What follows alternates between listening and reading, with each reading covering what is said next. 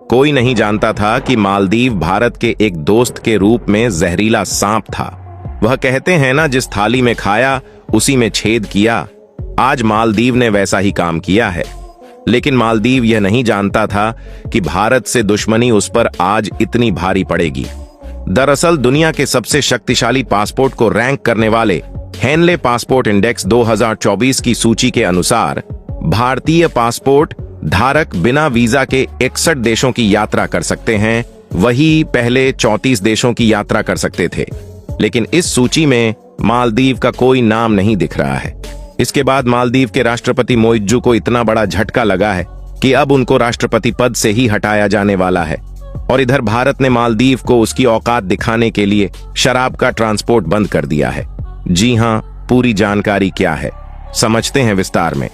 लेकिन उससे पहले वीडियो को एक लाइक और चैनल सब्सक्राइब जरूर करें ताकि हमारी नई वीडियो सबसे पहले आपको मिल सके। हेनले पासपोर्ट इंडेक्स के मुताबिक भारतीयों का मालदीव में बिना वीजा एंट्री अब संभव नहीं है। पहले जब भारतीय पासपोर्ट धारक बिना वीजा के 34 देशों की यात्रा कर सकते थे, तब मालदीव में बिना वीजा जाना संभव था। लेकिन जब हेनले पासपोर्ट इंडेक्स ने 61 देशों की यात्रा वीजा जारी कर दी है, तब मालदीव को इस सूची बाहर कर दिया गया। लेकिन यह सूची 2024 के शुरुआती दिनों में आई थी। तब इस सूची में 62 देश हुआ करते थे और इस सूची में मालदीव का नाम भी हुआ करता था।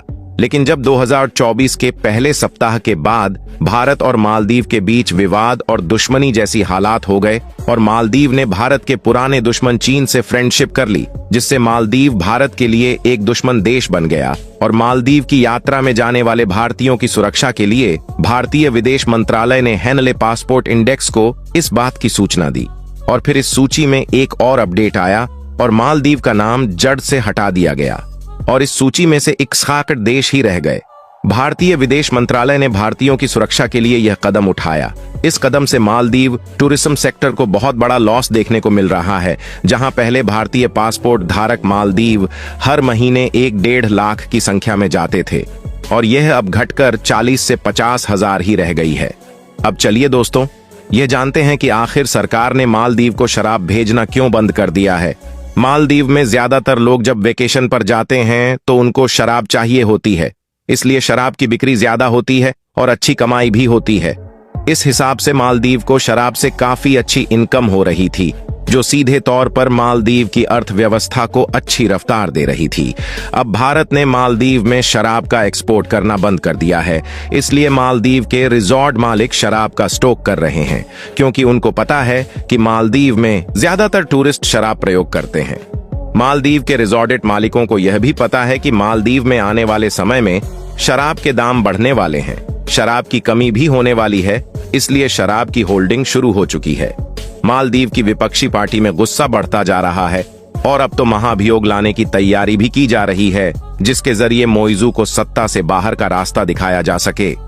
विपक्ष के एक बड़े नेता ने मालदीव के राष्ट्रपति मोइजू से कहा है कि वह भारत के पीएम नरेंद्र मोदी और भारत से माफी मांग लें ताकि हमारा टूरिज्म सेक्टर बचाया जा सके। विपक्ष कहता है कि भारत हमेशा ही मालदीव के लिए खड़ा रहा है। भारत एक फोन कॉल पर मालदीव के लिए दौड़ा चला आता है।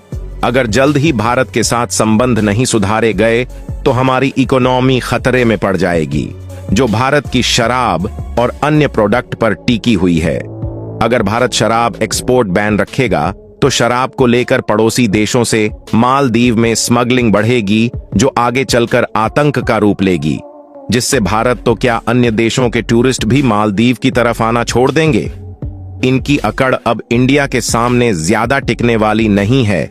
मालदीव के अधिकारियों का कहना है कि शराब के अवैध कारोबार से मालदीव की सरकार को मिलने वाला टैक्स खत्म हो जाएगा।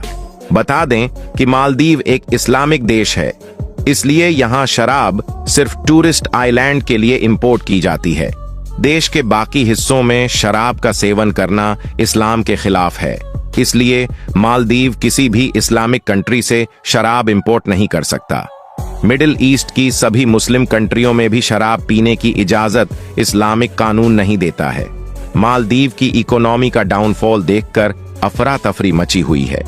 देर रात जब सांसद लात घूं से चलाकर वापस अपने घरों को लौट रहे थे तो उन्हीं में से एक सत्ता दल की महिला सांसद स्कूटी पर बैठकर जा रही थी।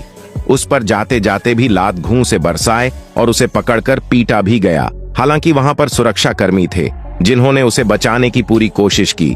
लेकिन अगर आप सोच रहे हैं कि सब कुछ खत्म हो गया है तो आप बिल्कुल गलत हैं, क्योंकि अभी तो मामले की असल में शुरुआत हुई है। अब लगता है मोइजू के कानों तक लात घूंसों की आवाज पहुंचने लगी है। मालदीव की संसद में भूखी जनता की आवाज पहुंचाने के लिए लात घुसे चल रहे हैं। बहुत जल्द मोइजू के होश ठिकाने वाले हैं, क्योंकि दुनिया में इंडिया से बड़ा एक्सपोर्टर कोई नहीं है।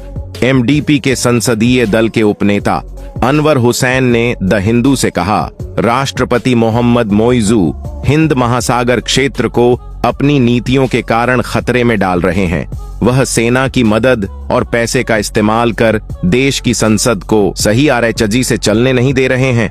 उन्होंने कहा, हम भूगोल को नहीं बदल सकते, हम चीन को उठाकर मालदीव के करीब नहीं ला सकते। भारत हमारा सबसे करीबी पड़ोसी देश, दोस्त और परिवार है। फिर चाहे दवा हो या खाना, हम भारत के बिना नहीं रह सकते। हम शांति से इसलिए रह पाते हैं क्योंकि भारत पड़ोसियों को पहले रखने की नीति पर चलता है। 80 सदस्यों वाली मालदीव की संसद में एमडीपी के पास 42 सीटें हैं। एमडीपी को 13 सीटों वाले डेमोक्रेट्स का भी समर्थन मिला है। यह मिलन ऐसे दो नेताओं के दलों के बीच हो रहा है जो एक दूसरे के राजनीतिक विरोधी हैं, मगर विरोधी एक लक्ष्य को पाने के लिए साथ हो गए हैं। यह लक्ष्य है मोहम्मद मोइज के खिलाफ है। मालदीव की पार्लियामेंट का जो स्पीकर है वह भी विपक्षी पार्टियों का है। ऐसे में अगर महाभियोग के दौरान टाई होता है या वोट की कमी लगती है तो स्पीकर खुद भी वोट डाल सकता है। और ऐसी सिचुएशन में अगर स्पीकर आपका हो तो आप बड़े बड़े खेल कर सकते हैं। भारतीय राजनीति में आपने खूब देखा होगा कि स्पीकर की मदद से बड़े बड़े कांड किए गए हैं, क्योंकि हर एक देश के संविधान में स्पीकर को कुछ एक्स्ट्रा पावर दी जाती है, कुछ एक्स्ट्रा एडवांटेज होते हैं, जिसका वह टेक्निकल फायदा उठाकर अपनी समर्थक पार्टियों को खूब फायदा भी पहुंचाते हैं। यानी कि एक बात तय है कि मालदीव में अभी बड़ा खेल होना बाकी है, क्योंकि विपक्षी पार्टियों के पास बहुमत है। इधर चीन भी मोइजू सरकार को बचाने की पुरजोर कोशिश में लगा हुआ है। अविश्वास प्रस्ताव लाने के लिए इस प्रस्ताव पर कम से कम 25% सांसदों के हस्ताक्षर होने चाहिए थे, और यह सिग्नेचर विपक्षी पार्टियों ने पूरे कर लिए। अब कुछ ही दिनों के अंदर यह प्रस्ताव संसद के अंदर आ जाएगा। भारत ने मालदीव का शराब एक्सपोर्ट बंद करके सऊदी अरब में भेज दिया है, जहां पर मुस्लिम लोग हज पर जाते हैं, यानी मक्का मदीना जाते हैं। मालदीव में मौजूदा सरकार की हालत दिन बिगड़ती जा रही है। एक तरफ भारत से पंगा, दूसरी तरफ संसद में नेताओं का गली के गुंडों जैसा व्यवहार पूरे वर्ल्ड में मालदीव की इज्जत को तार तार कर रहा है। चीन और कतर भी अब मालदीव को अपने हाल पर छोड़ रहे हैं। उन्हें पता चल चुका है कि मालदीव में मोइजू सरकार ज्यादा दिन टिकने वाली नहीं, और जब नई सरकार बनेगी तो भारत का वह सबसे पहले वेलकम करेगी और भारत विरोधी संगठनों को शायद देश छोड़कर भागना पड़े। वैसे दोस्तों, आप भारत का सपोर्ट करते हैं या मालदीव का कमेंट बॉक्स में जरूर बताएं, और अगर आप भारत का सपोर्ट करते हैं तो वीडियो को लाइक करें। जय जय श्री राम।